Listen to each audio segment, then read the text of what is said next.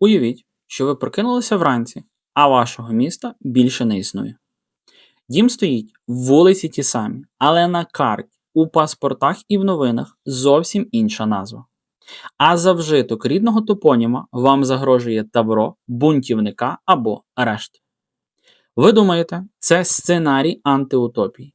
Ні, це реальна історія України.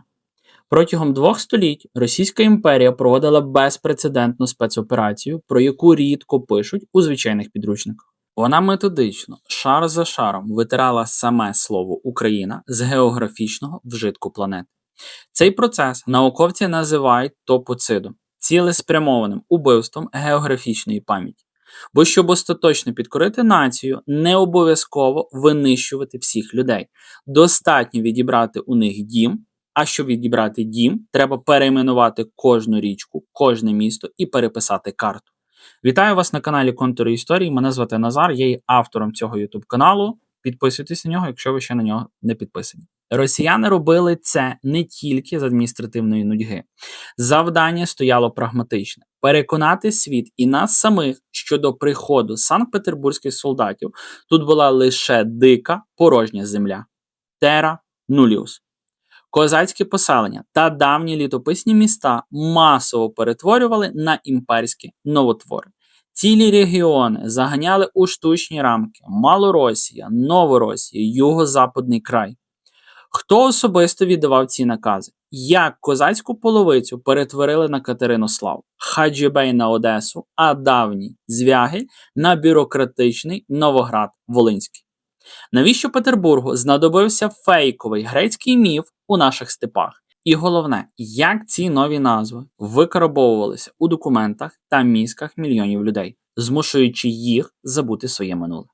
Сьогодні ми розкриємо оригінали імперських маніфестів, які доводять, це була не просто географія, це була затяжна війна за наш простір. Додивіться випуск до кінця, і ви більше ніколи не подивитесь на карту України по-старому. Погнали розплутувати. Будь-яка імперія, захоплюючи нові території, стикається з однією фундаментальною проблемою – як пояснити світу, а головне самому місцевому населенню, що ви тут не завжди, і що ваше панування цілком законне. Якщо ви приходите на землю, де століттями вирувало життя, де міста мали магдебурзьке право, де функціонувала козацька держава зі своїми полками, судами та митницями, ну і торговими шляхами, звичайно, ви звичайний окупант і загарбник. Але імперії ніколи не хочуть бути загарбниками. Вони хочуть, щоб їх вважали визволителями та творцями якихось там цивілізацій. І тут на сцену виходить ключовий інструмент колоніальної політики – концепція terra nullius. У перекладі з латинської мови це означає «нічийна земля». Суть цього прийому геніально проста. Щоб виправдати анексію, треба просто переконати всіх, що до вашого приходу тут абсолютно нічого не було. Тільки дикий, порожній степ, кочівники та вітер. Саме цю філософію Російська імперія зробила основою своєї масштабної експансії на українські землі. У другій половині 18 століття, після ліквідації автономії Гетьманщини та фізичного знищення Запорозької Січі, перед урядом у Петербурзі постало надскладне завдання. Фізичний і військовий контроль – це лише половина справи, яку можуть вирішити лише багнети. Але справжня окупація завершується тільки тоді, коли поневолений народ починає думати категоріями свого окупанта. Щоб надійно інтегрувати українські території в єдиний імперський організм, треба було безжально стерти стару ментальну карту регіону. І зміна географічних назв відіграла тут роль ідеальної, безкровної зброї. Річ у тім, що топоніміка – це не просто слова на папері, це своєрідна матриця національної пам'яті. Поки місто чи річка носить назву, яку дали засновники 200 чи 300 років тому, цей простір зберігає свою власну суб'єктність. Він нагадує про своє європейське, козацьке чи кримсько-татарське минуле. Стара, автентична назва щодня кричить імперії: «Ми були тут задовго до вас». Звісно, для російського самодержавства це було смертельно небезпечно. Але якщо ви зносите стару назву і вішаєте нову, затверджену виключно в петербурзьких кабінетах, названо на честь російського монарха, імперського генерала чи якогось лояльного православного святого. Ви здійснюєте акт глибокого символічного привласнення. Ви ставите колоніальний маркер. Ви просто наглухо прошиваєте захоплений український простір до свого політичного центру. Змінюючи назви, імперія ніби каже прийдешнім поколінням: подивіться, це місто заснувала наша велика імператриця. До неї тут була лише пустка і дикуни. Ми принесли сюди цивілізацію, ми побудували ці стіни. Топонім перетворюється на інформаційну початку, якою таврують нову територію. Це не була якась хаотична самодіяльність чи ініціатива місцевих дрібних чиновників. Це був системний, холодний і розрахований на століття географічний інженіринг. Його єдина мета – перетворити нас із нації з власним глибоким корінням просто на безлике населення південно-західної провінції. І головним архітектором цього топонімічного геноциду стала одна конкретна людина, яка запустила конвейер стирання пам'яті. Головним архітектором цього географічного вбивства стала імператриця Катерина II. Думаю, що я вас тут не здивував. На стирання нашої пам'яті імперія кидала просто колосальні державні ресурси, а сьогодні її відновлення залежить виключно від нас із вами. Щоб канал Контури Історії міг і далі зривати маски з російських міфів, підтримайте нас донатом за посиланням в описі. Ваша підтримка – це зброя, яка допомагає нам діставати з архівів реальні докази злочинів, як от цей документ. 3 серпня 1975 року Катерина II видає свій знаменитий маніфест про знищення Запорозької Січі. У сучасній свідомості він сприймається лише як наказ про розформування козацького війська та конфіскацію його земель. Але якщо ми відкладемо підручники і буквально вчитаємося в оригінальний текст, то побачимо там пряму, жорстку і абсолютно безпрецедентну топонімічну заборону. Імператриця буквально наказала, цитую, «со уничтожением названия запорожских казаков изгладить и самое употребление сего наименования на будущие времена». Я, на щастя, не жив в часи Катерини II, бо мене б, напевно, розстріляли.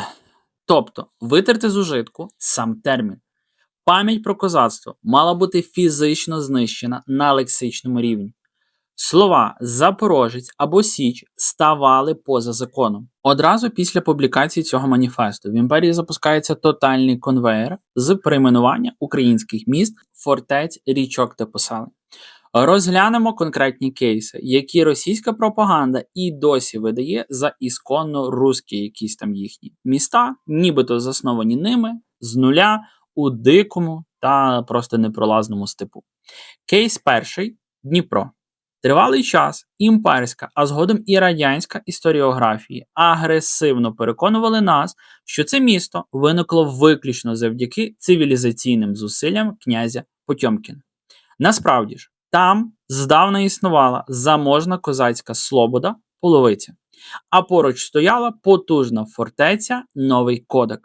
Вона була адміністративним центром кодацької паланки Запорозької Січі, мала свою митницю, церкви та потужні укріплення. У період з 1776 по 1787 роки Половицю та навколишні зимівки за указом імператриці механічно зливають в одну одиницю і перейменовують на Катеринослав. Головна мета – нахабно закарбувати монарше ім'я поверх козацьких фундаментів. Кейс другий. Нікополь. Знаменитий Микитин Ріг. Або ж Микитин Перевіз. Це абсолютно сакральна точка нашої історії. Місце, де виникла перша історично зафіксована Микитинська Січ. Саме тут, у 1648 році, Богдана Хмельницького було обрано гетьманом України. У 1786 році, чітко виконуючи програму стирання національної пам'яті, Катерина II наказує перейменувати Микитине на Нікополь. Козацький, глибоко український корінь повністю вирізається. Кейс третій – Одеса. Росіяни досі свято вірять, що Одесу на порожньому місці заснувала їхня ця Катерина. Але на її місці століттями існувало розвинуте козацько-татарське портове місто Хаджибей. А ще раніше українське поселення Коцюбіїв, яке згадувалося в литовських і польських документах з початку 15 століття. Там був замок, порт, митниця, жвава чорноморська торгівля зерном та товарами з Європи. Проте у 1795 році Хаджибей холоднокровно перейменовують на Одесу. Імперія створює гучний міф про заснування європейського міста з нуля, ігноруючи 400 років попередньої історії. Кейс 4. Звяги. Може здатися, що географічні чистки стосувалися лише півдня чи сходу, але колоніальний каток пройшовся і по правобережжю нашої України. Давнє місто Звягель, згадуване ще в Галицько-Волинському літописі 13 століття, мало магдебурзьке право та було потужним центром ремесел і торгівлі. Після поділів Речі Посполитої воно опиняється під владою Росії. Його багатовікове ім'я відбирають, натомість дають абсолютно штучну, бюрократичну назву Новоград-Волинський, щоб воно звучало максимально по-російськи. Заміна кожної такої назви супроводжувалася жорстким наказом використовувати тільки новий топонім в усіх офіційних паперах, судах, метричних книгах та на картах. Якщо ти писав Хаджибей, Микитине або Половиця, замість нових нав'язаних назв твій документ не мав жодної юридичної сили. Ти не міг легально продати землю, одружитися чи оформити спадок на дітей. Назви просто викарбовувалися в побуті наших предків через щоденний юридичний примус. Це була чиста імперська ідеологія, покликана перемолоти автентичний український простір у безлику масу. Але на півдні України Петербург пішов ще далі, запустивши масштабний геополітичний фейк, так званий грецький проєкт. Для чого імперії знадобилися всі ці дивні поліси? Чому замість слов'янських, татарських чи тюркських назв на півдні України раптом почали масово з'являтися псевдоантичні топоніми з грецькими закінченнями? У 80-х роках 18 століття Катерина II разом зі своїм фаворитом Григорієм Потьомкіним вигадує масштабну геополітичну авантюру під назвою «Грецький проєкт». Його глобальна мета була божевільно амбітною – повністю знищити Османську імперію, захопити прохід до Середземного моря та відродити Візантію зі столицею в Константинополі. Посадивши на її престол, як ви думаєте кого? Онука Катерини, заздалегідь названого Костянтином. Але у цього грандіозного плану була й надзвичайно прагматична, жорстока локальна задача – осквернити, переписати та повністю викреслити справжню місцеву історію українського Причорноморя та Кримського півострова. Південь України та Крим мали багатовікову, барвисту історію. Там століттями співіснували козацькі паланки, кримсько-татарські торгові міста, ногайські кочовища та давні генуезькі фортеці. Але для Петербурга ця історія була чужою, небезпечною та просто небажаною. Вона щодня нагадувала, що Росія тут прийшли чужорідне тіло, яке з'явилося останнє. Щоб розірвати цей зв'язок часів, імперія запускає конвейер штучної античної топоніміки. Давнє кримсько-татарське місто Акмесджит перетворюють на Сімферополь, у перекладі з грецької «місто користь». Стратегічну затоку та поселення Ак-Яр роблять Севастополем, величним імператорським містом. Давнє портове й торгове місто Кезлєв перейменовують на Євпаторію. Генуезьку та османську Кафу повертають до напівзабутого античного звучання Феодосія. Старовинне козацьке поселення Домаха у гирлі річки Кальміус, яке було центром Кальміуської паланки Запорозької Січі, розбудовують як Маріуполь. А на місці давньоруського і литовського українського Олеща та закладеного пізніше Олександрівського Шанцю постає Херсон на честь давньогрецького Херсонес. Причому імперських бюрократів взагалі не бентежило, що справжній античний Херсонес розташовувався за сотні кілометрів звідти, поблизу сучасної Севастопольської бухти. У цей же список потрапив і Свідьополь, названий так тільки тому, що Потьомкін вигадав міф, нібито саме туди імператор Август колись заслав давньоримського поета Овідія. Жодної історичної правди в цьому і близько не було. Я думаю, що ви це розумієте. Але імперії потрібна була вигадана, просто якась там класична їхня казка. Це була витончена і надзвичайно нахабна пропагандистська маніпуляція. Західна Європа наприкінці 18 століття була буквально закохана в античність. Надаючи українським і кримським містам штучні псевдогрецькі назви із суфіксами поль, досія чи торія, імперія будувала для європейського загалу фальшиву картинку. Вона нібито казала іноземним дипломатам і мандрівникам: подивіться, ми не загарбники, ми не захоплювали чужі козацькі фортеці чи якісь там татарські поселення. Ми просто повернули античну класичну цивілізацію, оці порожні, дикі степи з дикими українцями. Завдяки цій псевдогрецькій масці російська історіографія протягом 2 століть переконувала світ, що Росія є єдиною законною спадкоємицею Візантії на Чорному морі. А козаки, українські міщани та кримські татари поставали в цій вигаданій казці лише як тимчасові дикуни, які просто сюди якось приїхали і скоро поїдуть.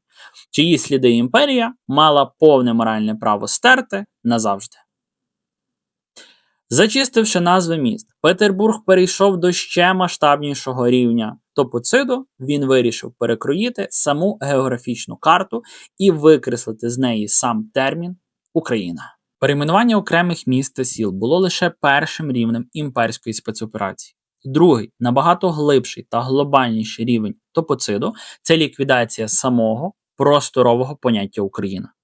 Протягом 18 та 19 століть уряд у Петербурзі послідовно, безжально та методично витісняв термін «Україна» з офіційного діловодства, географічних карт та імперських законів.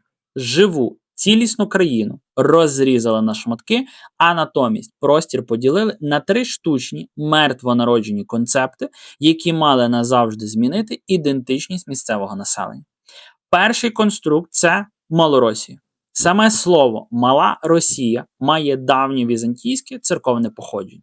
У грецькій традиції воно означало центр, ядро, митрополію. Так само, як це було там, допустимо, історична Мала Греція. Була митрополією щодо своїх ширших колоній, так би мовити, Великої Греції, споконвічної, де зараз є сучасна Греція. Проте російська пропаганда повністю перекрутила це поняття, вивернувши його просто на виворіт, як цим було їм, власне, вигідно. Після остаточної ліквідації Гетьманщини створюється малоросійська губернія. Слово «Малоросія» в імперському російському контексті почало означати затишну, провінційну, другорядну і меншовартісну частину великої і єдиної Росії. Це була блискуча психологічна операція звести багатовікову державну, козацьку та шляхетську традицію України до рівня етнографічного фольклорного куточка. Місця, де живуть співочі, наївні та, але все ж таки гостинні малороси, які можуть варити борщ, але не мають жодного права на власну політичну суб'єктність. Другий конструкт – Новоросія. У 1764 році, ще до остаточного знищення Січі, указом Катерини II створюється нова російська губернія. Туди силу міць включають землі Запоріжжя, Південної України та частину сучасного українського Сходу. Назва Новоросія мала абсолютно конкретний ідеологічний та колоніальний меседж. Це таборування території як нової російської землі. Цей топонім був покликаний закріпити міф, що нібито до приходу сюди імперських чиновників тут не було абсолютно нічого. Тільки дике поле, яке Росія освоїла та цивілізувала. Цим словом, імперія буквально стовпила за собою загарбані українські території перед обличчям всієї Європи, намагаючись легалізувати свою крадіжку. Третій конструкт – юго-западний край. Після поділів Речі Посполитої та кривавого придушення польських повстань у 19 столітті правобережна Україна, Київщина, Волинь та Поділля опинилися під особливим параноїдальним контролем Петербурга. У 1832 році створюється Київське генерал-губернаторство, яке в усіх державних указах газетах і документах починають називати виключно юго-западним краєм. Вдумайтесь в цю назву Південно-Західний край. Ну, якщо, власне, перекладати на українську мову. У ній взагалі немає жодного національного, етнічного чи історичного маркера. Це просто безлика географічна орієнтація. Орієнтація відносно одного єдиного центру, столиці імперії Санкт-Петербурга. Україна в цій термінології переставала бути країною чи нацією. Вона перетворювалася на звичайний придаток, на безлику компасну стрілку на південно-західній Україні чужої держави. Але як змусити мільйони людей повірити в ці вигадані назви і забути своє справжнє ім'я? Відповідь ховалася у системному переформатуванні мізків, і для цього імперія застосувала найпотужнішу зброю – карти та школи. І як ці нові штучні назви закріплювалися у свідомості людей? Адже неможливо просто видати царський указ, поставити початку і змусити мільйони жителів миттєво забути, як століттями називалася їхня рідна земля. Імперія чудово розуміла, щоб топоцит спрацював остаточно і безповоротно, потрібна тотальна монополія на інформацію та щоденний примус. Вона діяла через 3 безжальні інститути – картографію, освіту та бюрократію. Першим ударом стала жорстка картографічна цензура. У Петербурзі функціонували спеціальні комісії при військово-топографічному депо та російському географічному товаристві. Жодна, навіть найпростіша карта всередині імперії не могла бути надрукована, якщо на ній містилося небезпечне слово «Україна». Але зупинятися на внутрішніх кордонах росіяни не збиралися. Петербург чинив колосальний дипломатичний тиск на європейські картографічні видавництва. Німецькі, французькі та британські географи, які отримували офіційні дані від Російської імперії для укладання світових атласів, мусили переходити на нову затверджену номенклатуру. Так, крок за кроком протягом кількох десятиліть слово «Ukraine» просто розчинилося на європейських картах, поступившись місцем безликим південно-російським губерніям. Другим, ще страшнішим інструментом стала імперська система освіти. У 19 столітті створюється широка мережа казенних народних училищ та гімназій. Усі підручники з географії та історії писалися за єдиними жорсткими стандартами, затвердженими в міністерстві. Дітям українців з самого маличку вбивали в голову правильні імперські координати. Вони живуть у Малоросії або Новоросійському краї. Їх вчили, що їхні міста були великодушно засновані російськими імператорами, а до приходу імперії тут була лише дика порожнеча. Школа стала тим самим інкубатором, де з українців системно вирощували лояльних, покірних підданих без власного минулого. І третій інструмент – це тотальна канцелярська диктатура. Кожна довідка, кожна купча на землю, податкова квитанція чи судова скарга щодня пропускалася через фільтр імперських назв. Люди були змушені постійно вживати чужі топоніми просто для того, щоб вижити, працювати і взаємодіяти з державою. За 2-3 покоління ця машина зробила свою справу. Наприкінці 19 століття більшість населення вже сприймала Катеринослав чи Новоград-Волинський як щось абсолютно природне, споконвічне і вічне, навіть не здогадуючись, які справжні імена були вирвані з пам'яті їхніх предків. І лише розпад імперії дав шанс зупинити весь цей процес. Стирання назви Україна та перейменування її міст не було випадковою адміністративною реформою. Це була холоднокровна, багатолітня і ретельно спланована війна проти нашої географії та історичної пам'яті. Російська імперія чудово розуміла одне золоте правило. Той, хто контролює імена на карті, той повністю володіє майбутнім цієї землі. Саме тому сьогодні, коли ми повертаємо давню назву Звяги, коли Катеринослав нарешті став Дніпром, а наші міста очищуються від імперських маркерів, ми робимо набагато більше, ніж просто змінюємо дорожні якісь там вказівники. Ми фізично руйнуємо колоніальні кайдани, у які нас заковували століття. Ми повертаємо собі свій дім і повертаємо його справжні контури. Дякую, що дивитесь контури історії. Обов'язково підписуйтесь на канал, ставте вподобайку цьому розслідуванню та пишіть у коментарях, історію яких перейменованих міст вашого регіону ви б хотіли розібрати детальніше. Знайте свою історію, бо той, хто пам'ятає своє минуле, сам малює своє майбутнє. До зустрічі в нових випусках. Бережіть себе і слава Україні!